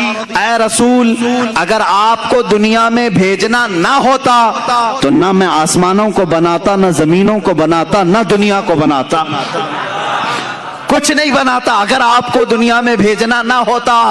پتہ یہ چلا اللہ رب العزت نے یہ ساری کائنات میرے محبوب کے لیے سجائی ہے, اپنے حبیب کے لیے سجائی ہے. رسول آنے والے تھے, ان کے آنے سے پہلے 1,24,000 انبیاء کو باراتی بنا کر بھیجا گیا ہے, انتظار میں بھیجا گیا ہے. آسمان کا شامیانہ تانا گیا, زمین کا بچھونا بچھایا گیا, ستاروں کی چمکاہٹ لگائی, جگمگاہٹ لگائی گئی, چاند و سورج کو لائٹنگ کے طور پر کائنات میں سجایا گیا ہے. اور یہاں پر درختوں کے پھل پودے سارے یہ سجاوٹ میں اللہ رب العزت نے ہر چیز فرما دی, اور انسانوں کے بھی ایک عظیم جھرمٹ رکھا. اور اس کے بعد اللہ کا وہ محبوب دولہا بن کر 12 ربیع الاول شریف کو آیا, جس کے انتظار میں ساری کائنات تھی. چاند بھی اسی کے انتظار میں تھا, سورج بھی اسی کے انتظار میں تھا, آسمان بھی اسی کے انتظار میں ہے, زمین بھی اسی کے انتظار میں ہے, انبیاء بھی اسی کے قصیدے پڑھ کر کے دنیا سے گئے. اب وہ رسول دولہا بن کر کے آیا, اپنی حیات طیبہ کے 63 سالہ اس رسول پاک نے ظاہری زندگی میں گزارے. اب میں آپ سے سوال کرتا ہوں, رسول 63 سال کے بعد اپنے آپ کو پردہ فرما لیا, ہمارے چشم عالم سے روپوش ہوئے. مجھے بتاؤ, دولہا دنیا سے گیا ہے, میں پوچھتا ہوں چاند تو کیوں چمک رہا ہے, سورج ابھی کیوں باقی ہے, زمین کیوں ابھی تک ٹھہری ہے, آسمان کا شامیانہ کیوں لگا ہے, یہ پیڑ پودے ابھی تک کیوں باقی ہیں, یہ کیوں ہیں؟ دولہا چلا گیا, ڈیکوریشن ختم ہونی چاہیے, دولہا گیا, ساری سجاوٹ جانی چاہیے. تو تمہیں چاند جھلا کر کے کہے گا, جلال میں سورج کہے گا, نادان تو کیا سمجھ رہا ہے, دولہا گیا نہیں, دولہا اب بھی موجود ہے, دولہا اب بھی موجود ہے. چاند کی جگمگاہٹ, سورج کا یہ چمکنا, تاروں کی جلملاہٹ, اور پیڑ پودوں کی خوبصورتی, یہ سمندروں کا لہلہانا, زمین کا بچھونا, آسمان کا آشیانہ, یہ اس بات کی غماز ہے, اس بات کی دلیل ہے کہ دولہا اب بھی ہمارے درمیان موجود ہے. یہ اور بات ہے کہ چند عالم کے لیے وہ اپنے آپ کو پردے میں رکھا ہے, پھر دولہا اپنی اور اعلیٰ شان کے ساتھ قیامت کے دن رونما ہوگا. یہ رسول پاک کی حیات کی سب سے بڑی مثال ہے. میرے عزیزوں, میں کہتا ہوں دولہے کے لیے سجایا گیا تھا تو سجاوٹ ختم ہونی چاہیے کہ نہیں, سجاوٹ ختم ہو جانی چاہیے تھی. یہ سجاوٹ آج بھی ہے, یہ اسی کی بات کی دلیل ہے کہ وہ دولہا آج بھی موجود ہے. وہ جو نہ تھے تو کچھ نہ تھا, وہ جو نہ ہو تو کچھ نہ, وہ اگر نہیں ہے تو پھر کچھ نہیں ہونا چاہیے. تمہیں ماننا پڑے گا سب کچھ ہے تو وہ بھی ہیں, سب کچھ ہے تو وہ بھی ہیں. وہ جو نہ تھے تو کچھ نہ تھا, وہ جو نہ ہو تو کچھ نہ ہو, جان ہے وہ جہان کی. کیا ہے وہ جان ہے وہ جہان کی. ارے جان ہے تو جہان ہے, تم سب زندہ ہو, اگر جان ہی نکل گئی تو تم سب مردہ ہو جاتے. جان ہے وہ جہان کی, رسول پاک صلی اللہ تعالی علیہ وسلم کیا ہے؟ پوری کائنات کی جان ہے، اور جان ہے تو جہان ہے۔ یہی بات تو امام اہل سنت فاضل بریلوی بھی فرماتے ہیں، اللہ کی سرتاب قدم شان ہے یہ، انسان نہیں انسان وہ انسان ہے یہ۔ قرآن تو ایمان بتاتا ہے انہیں، اور ایمان یہ کہتا ہے میری جان ہے یہ۔ ارے جان اگر چلی گئی تو تم کیوں زندہ ہو؟ جان ہے اب بھی، اور اسی جان کی بدولت یہ گرماہٹ بھی ہمارے اندر ہے۔ اگر یہ تپش آپ دیکھ رہے ہو، یہ حرارت ہمارے جسموں میں دیکھ رہے ہو، تو اسی نور خدا کی برکت ہے۔ وہ رسول پاک کی تربت انہر سے چھن کر آنے والی روشنیاں ہمارے سینوں کو آج بھی منور و مجلہ کی ہوئی ہے۔ اسی لیے تو میں معراج کی شب کے متعلق بھی یہی کہتا ہوں، رسول رات کے وقت سفر پر گئے تھے۔ کتنا لمبا سفر کیے ہیں؟ صرف اگر مکہ سے بیت المقدس کا سفر ناپ لیں تو 1.5 مہینے کا سفر تھا، اور اس کے بعد آسمانوں کا سفر۔ خود میرے آقا فرماتے ایک آسمان سے دوسرے آسمان کی مسافت 500 سال اگر گھوڑا دوڑے تو بھی نہیں طے کر پائے گا۔ اس طرح 7 آسمانوں کا سفر، جنت و دوزخ کے نظارے، عرش و کرسی، لوح و قلم، سب کا دیدار، پھر بارگاہ الہی میں پہنچ، پھر اس کے بعد واپس تشریف لائے۔ لیکن یہاں حیرت اس بات کی ہو رہی ہے، رسول جتنا چاہے لمبا سفر کریں، جب یہ کہا جاتا ہے زنجیر بھی ہلتی رہی بستر بھی رہا گرم، تا عرش گئے پھر آئے محمد صلی اللہ تعالی علیہ وسلم۔ اب عقلیں حیران ہوتی ہیں، شارٹ ٹائم میں، اتنے وقت میں بستر گرم کتنی دیر رہتا ہے؟ 1 منٹ 2 منٹ؟ زنجیر دروازے کی کب تک ہلے گی؟ 1 منٹ 2 منٹ؟ 1 منٹ میں 7 آسمانوں کا سفر، جنت دوزخ کے مشاہدے، یہ سب کیسے ممکن ہے؟ تب بعض محققین نے یہی کہا میرے عزیزوں، وہ جانے کائنات ہے، وہ جانے کائنات ہے۔ اللہ نے کائنات کی جان کو اپنی بارگاہ میں بلایا تھا، تو کائنات کا جو نظام تھا، ٹائم تھا، جہاں تھا وہیں رک گیا، اس لیے کہ جان نہیں ہے تو گھڑی بھی نہیں چلتی ہے۔ گھڑی میں ابھی 11 بج رہے ہوں، 10 بج رہے ہوں، سیل نکال لیا تو وہیں رکے گی کہ نہیں رکے گی؟ اور تم 4 گھنٹے کے بعد سیل ڈالو گے تو 4 بجے سے نہیں چلے گی، کہاں سے چلے گی؟ 12 پہ اگر سیل نکالا تھا 12 سے ہی چلنا ہے، اس لیے کہ تم نے اس کی جان نکالی تھی۔ اب جب جان ڈالو گے وہیں سے چلے گی۔ معراج کی شب مصطفیٰ کریم صلی اللہ علیہ وسلم کو رب نے اپنی جلوں میں بلایا، وہ جانے کائنات کو اپنی بارگاہ میں بلایا۔ تو میں کہتا ہوں وہ سفر 500 سال کا تھا کہ 5000 سال کا تھا یا 5 لاکھ سال کا تھا، یہ ہمیں معلوم نہیں، لیکن کائنات کو رسول نے جہاں چھوڑا تھا وہ وہیں رکی تھی۔ جب وہ جانے کائنات واپس آئی تو جہاں وقت رکا تھا وہیں سے پھر چل پڑا۔ یہ ہے معجزہ میرے آقا صلی اللہ علیہ وسلم کا۔ تمہیں ماننا پڑے گا وہ جانے کائنات ہیں، وہ اصل کائنات ہیں، وہ مقصود کائنات ہیں۔ رسول کریم صلی اللہ تعالی علیہ وسلم کی جب اس حیثیت کو تم سمجھو گے تب پھر تم حضور کے حیات کا انکار نہیں کرو گے۔ حضور پاک کو مردہ مر کر مٹی میں ملنے والا اس طرح کے جسارت والے جرت والے کلمات نہیں بکو گے۔ تمہیں یہ معلوم ہونا چاہیے وہ عام بشر نہیں ہیں، وہ نوری بشر ہیں اور اللہ کے حبیب ہیں، اللہ کے محبوب ہیں۔ اللہ نے جب اپنے فرشتوں کو اتنی طاقت دی ہے تو اپنے خاص محبوب کو کتنی طاقت دی؟ وہ اللہ کے حبیب صلی اللہ تعالی علیہ وسلم حیات میں ہیں۔ اب میں آپ کو بتاؤں حضور اکرم صلی اللہ تعالی علیہ وسلم کی حیات طیبہ بعد وفات اگر نہ ہو تو صحابہ کبھی حضور کے پاس نہیں جاتے۔ ایک صحابی ہیں حضرت ابو ایوب انصاری رضی اللہ تعالیٰ عنہ، نام سنے کہ نہیں؟ حضرت ابو ایوب انصاری میزبان رسول ہیں، سب سے پہلے مدینہ طیبہ میں حضور کی میزبانی کا شرف حاصل کرنے والے، اور صحابہ میں یہ بڑے محترم تھے، معزز تھے، صحابہ ان کی ادب بھی کرتے تھے۔ حضور پہلے ان کے گھر قیام فرمائے۔ ایک بار ایسا ہوا کہ خلفائے راشدین کا زمانہ ختم ہو چکا تھا، حضرت ابو ایوب تھے اس زمانے میں، امیر معاویہ رضی اللہ تعالیٰ عنہ کا زمانہ بھی ختم ہو چکا تھا تقریباً، یا حضرت امیر معاویہ کے زمانے میں مروان نام کا ایک شخص، مروان بن حکم، یہ مدینے کا گورنر بنایا گیا، مدینے کا گورنر بنایا گیا۔ یہ اس زمانے کی بات ہے جب اہل بیت اطہار کے خلاف یعنی ظلم کی داستانیں ہو رہی تھیں، اہل بیت اطہار پریشان کیے جا رہے تھے۔ حضرت ابو ایوب انصاری رضی اللہ تعالیٰ عنہ یہ ایک بڑے جلیل القدر صحابی ہیں. ایک دن مروان حضور صلی اللہ تعالیٰ علیہ وسلم کے روزے پر آیا. اس وقت حجرہ کھلا رہتا تھا, کھولتے تھے بند کرتے تھے. دیکھا حضور کی قبر پر لپٹ کر کے کوئی رو رہا ہے. حضور پاک صلی اللہ تعالیٰ علیہ وسلم کے قبر اطہر کے پاس سر جھکائے کوئی رو رہا ہے. مروان پیچھے سے آیا, گورنر تھا, مدینے کا گورنر تھا. پیچھے سے اس نے گردن پکڑی, کہا کون ہے یہ بوڑھا شخص یہاں اس وقت یہاں آیا ہے؟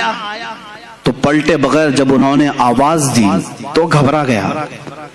پہچانی ہوئی آواز دکھ رہی, وہ کھڑے ہو گئے تو وہ ڈر گیا, کیونکہ حضرت ابو ایوب انصاری تھے, میزبان رسول تھے. اب انہوں نے جو جملہ کہا وہی ہمارا عقیدہ ہے.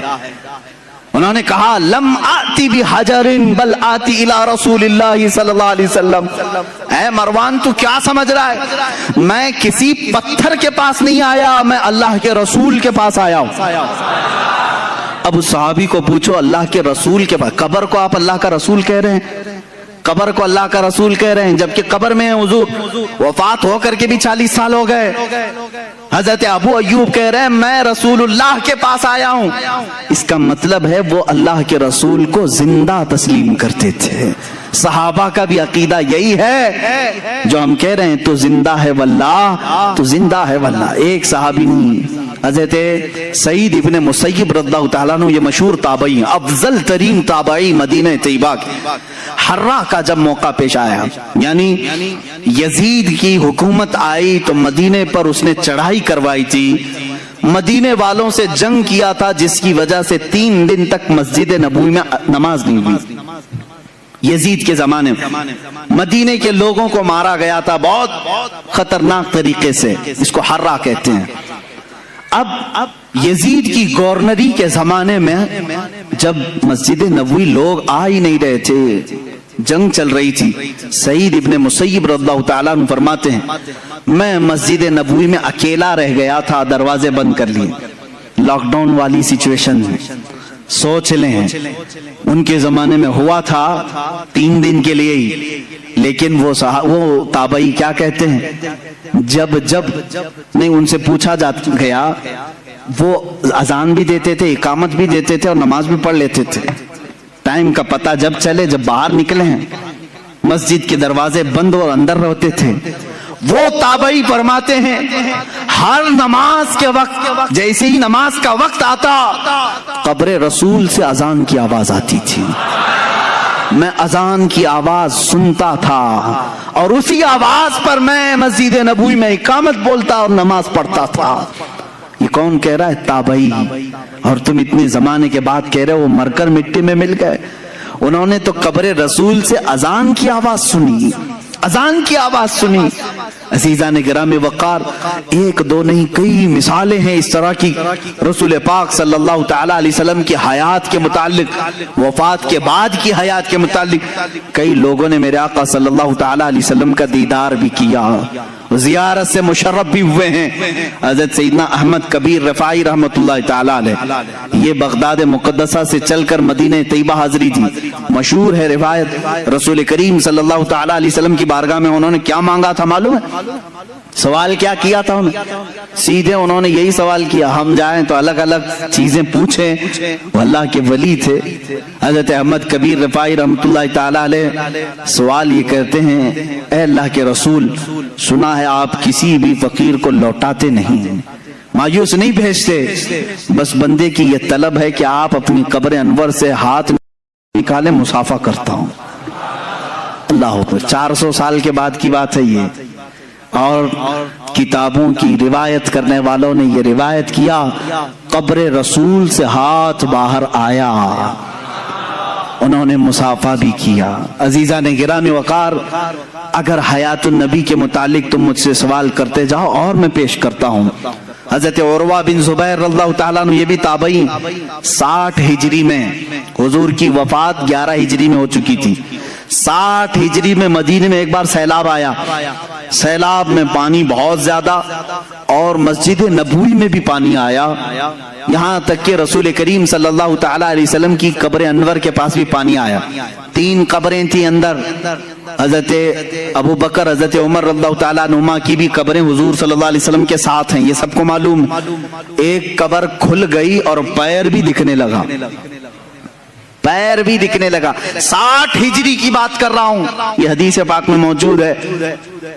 اس وقت مدینے والے جمع ہو گئے، اے آؤ مدینے والوں، رسول اللہ کا قدم دکھ رہا ہے، رسول پاک صلی اللہ تعالیٰ علیہ وسلم کا قدم ظاہر ہے۔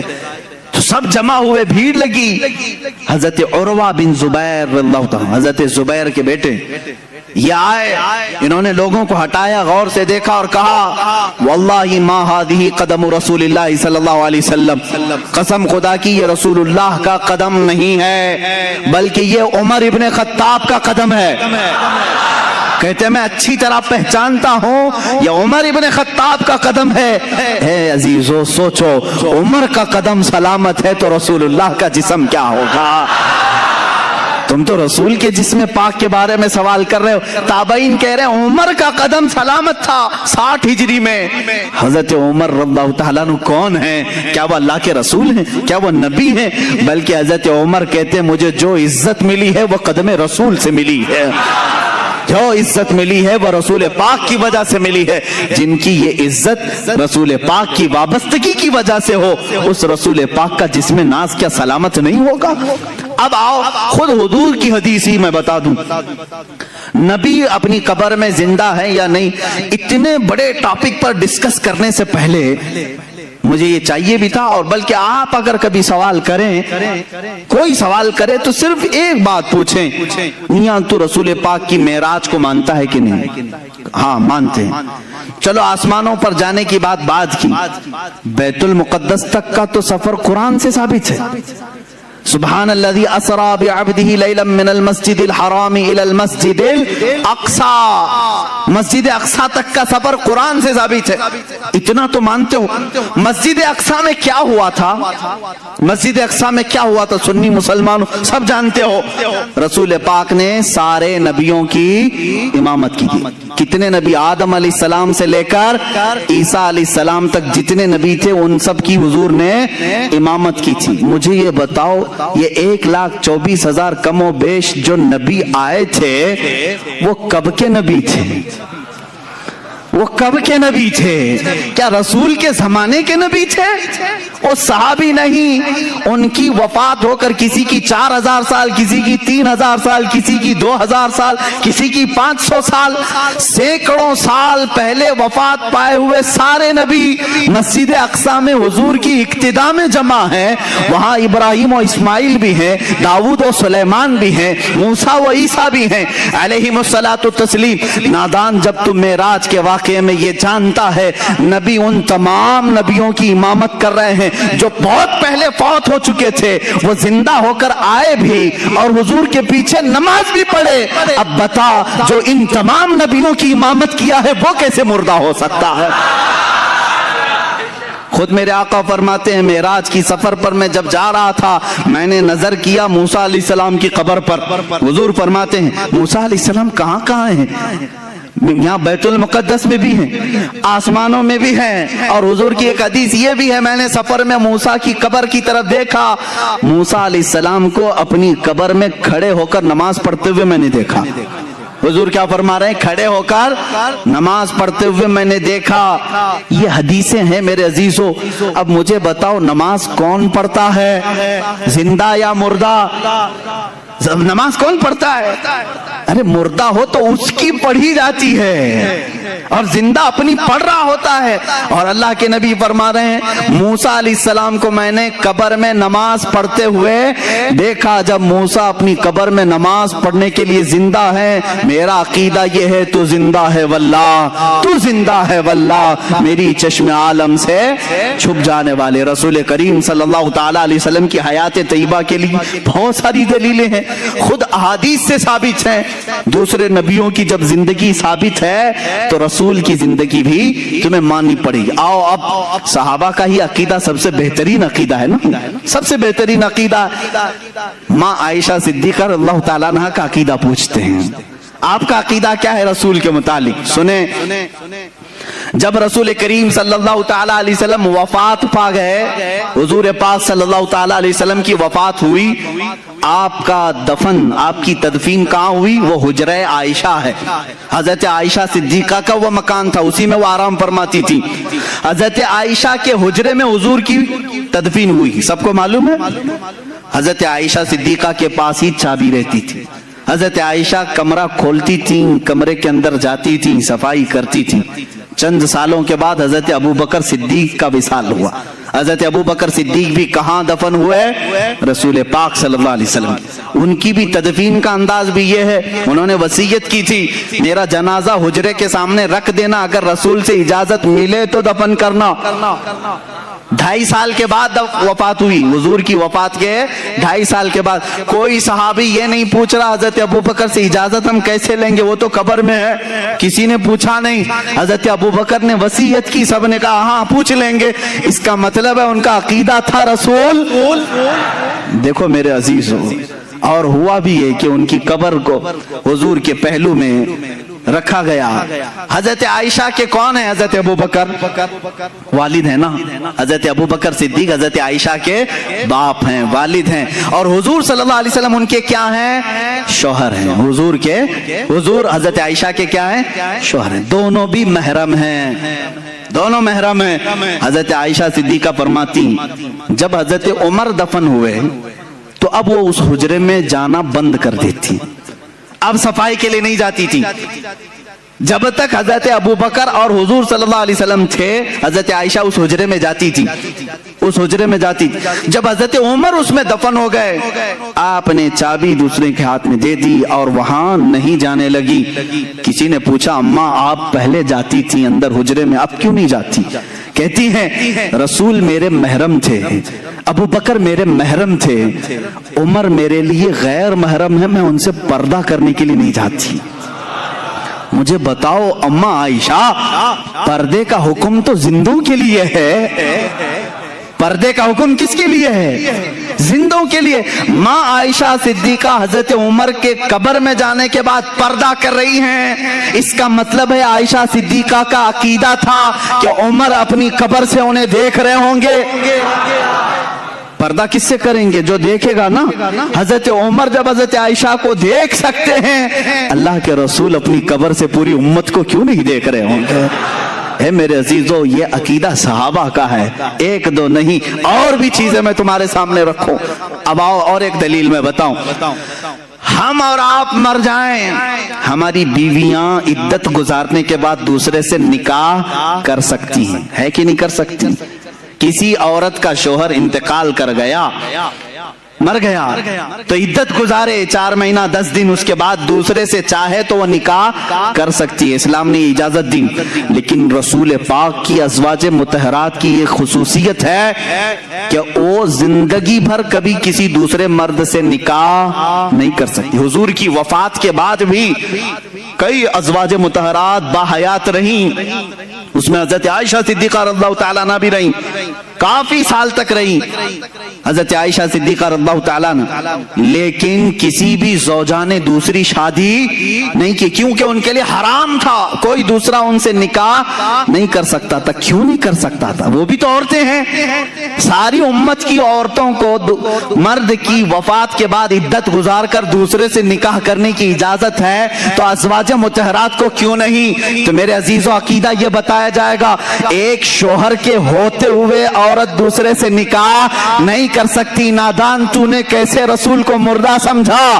وہ آج بھی رسول کی ازواج ہیں، وہ قیامت تک رسول کی بیویاں ہیں، کوئی دوسرا مرد ان کا شوہر نہیں ہو سکتا۔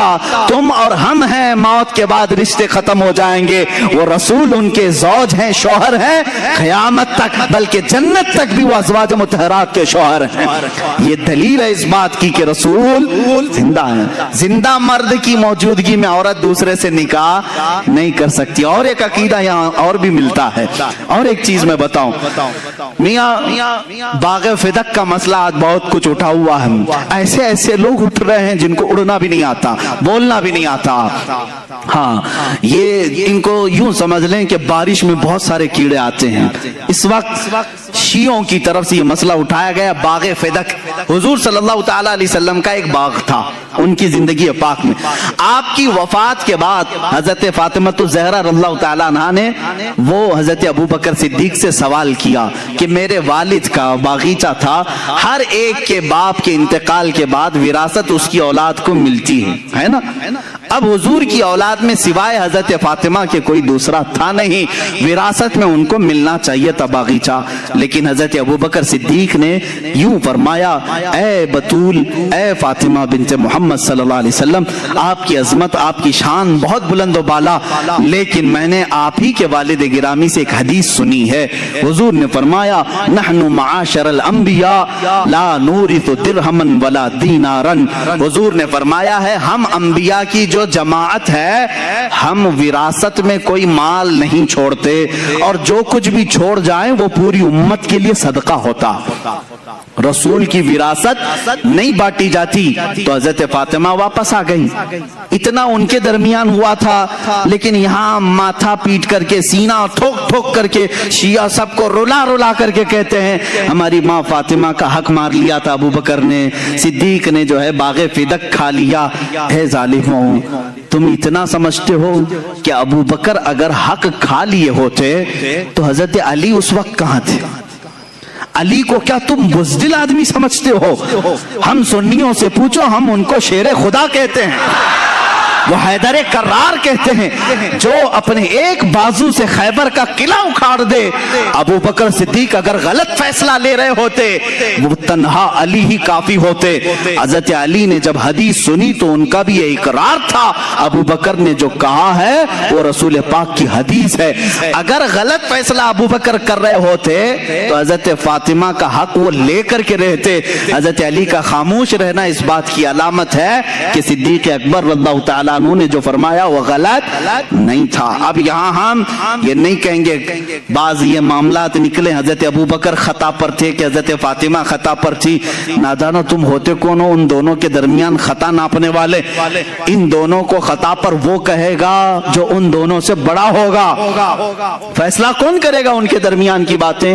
ان سے جو بڑا ہوگا. میں یہ معاملہ اللہ کے حوالے کرتا ہوں, قیامت کے دن اللہ خود ہی فیصلہ فرمائے گا جو بھی معاملہ ان کے درمیان رہا ہو. لیکن اہل سنت و جماعت کا عقیدہ یہ ہے صدیق اکبر رضی اللہ تعالیٰ عنہ اپنی جگہ پر حق تھے, فاطمہ الزہرا رضی اللہ تعالیٰ عنہ اپنی جگہ پر حق تھی, دونوں حق پر ہیں. ہم ان میں سے کسی کو بھی غلط نہیں کہتے, بلکہ ان کے متعلق زبان کھولنے کو بھی ہم اپنی ایمان کی تباہی سمجھتے ہیں.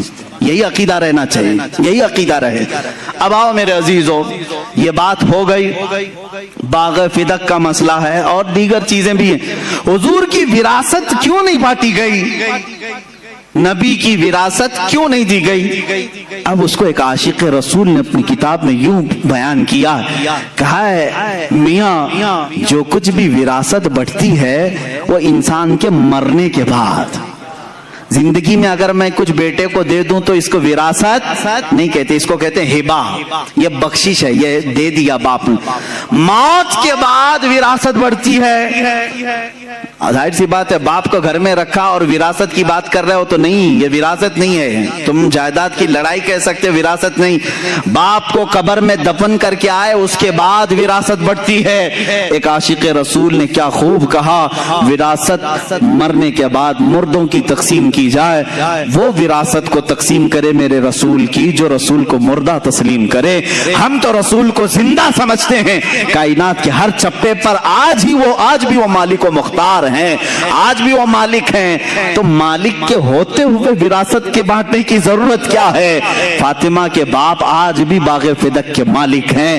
ہمارا عقیدہ تو یہ ہے. عزیزان گرامی وقار, آخری باتوں کی طرف آتا ہوں. رسول پاک صلی اللہ تعالی علیہ وسلم کی وراثت نہیں تقسیم کی گئی, اس بات کی علامت ہے کہ وہ ہم میں زندہ ہے. یہی عقیدہ ہے نا, رسول پاک ہم میں زندہ ہیں, وہ اپنی قبر اطہر میں زندہ ہیں. وہ زندگی کی کیفیت کیا ہے یہ اللہ بہتر جانے, وہ کیسی زندگی ہے. لیکن ہمیں اتنا معلوم ہے اللہ تعالیٰ نے یہاں موجودہ جو زمین پر زندگی ہوتی ہے اس سے ہزاروں لاکھوں درجے افضل زندگی ان کو قبر اطہر میں عطا کیا ہے.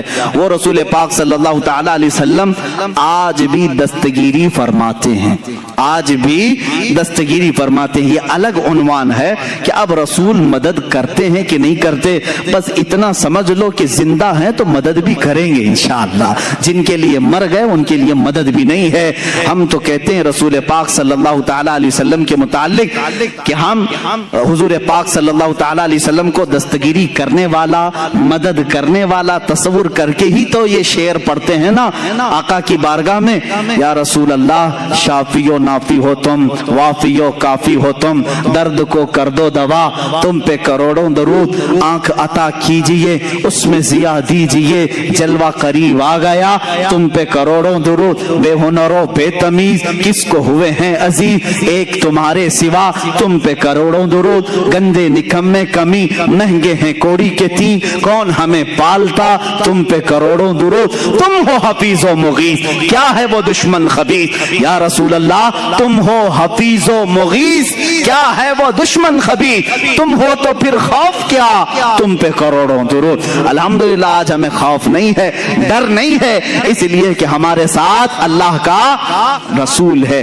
अब एक आखिरी बात जो मैं कहने जा रहा था वो ये है, हुजूर सल्लल्लाहु ताला अलैहि वसल्लम जिहाद में शरीक हुए, तकरीबन 17 जिहाद आपने फरमाया, 17 गज़वात में शरीक हुए। तो जिस जंग में हुजूर तशरीफ ले जाते हैं उसको गज़वा कहते हैं। क्या कहते हैं? गज़वा। और जिसमें हुजूर नहीं शरीक थे, सहाबा गए थे, उसको सरिया कहते हैं। क्या कहते हैं? ये दोनों डेफिनेशन याद रहना चाहिए। बद्र में हुजूर थे बनफ्से नफीस, तो उसको क्या कहेंगे?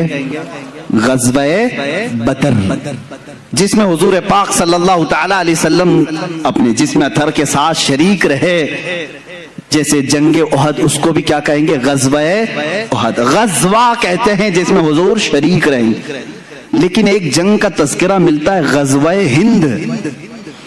ये मसला छेड़ते ही कुछ लोगों के पेट दुखने लगते हैं आज। हाँ, लेकिन ये हदीस पाक है, बहुत सारे पंडित डिस्कस कर रहे हैं गज़वे हिंद होने वाला है, गज़वे हिंद होने वाला है। हाँ, वो डिस्कस कर रहे हैं क्योंकि हदीसों की किताबें पढ़े होंगे। अच्छी बात है, तुम पढ़ करके ही डरते रहो। ये और बात है कि सुन्नी अभी तक सोए हुए हैं, मुसलमान अभी तक सोए हुए हैं, हमारे पास तो कोई ऐसी चीज दिखती नहीं है, लेकिन ये अल्लाह ही की मदद है, अभी से डर है। खैर, मैं उन तमाम चीजों पर नहीं जा रहा हूं, लेकिन इतनी बात है कि गज़वे हिंद क्या है।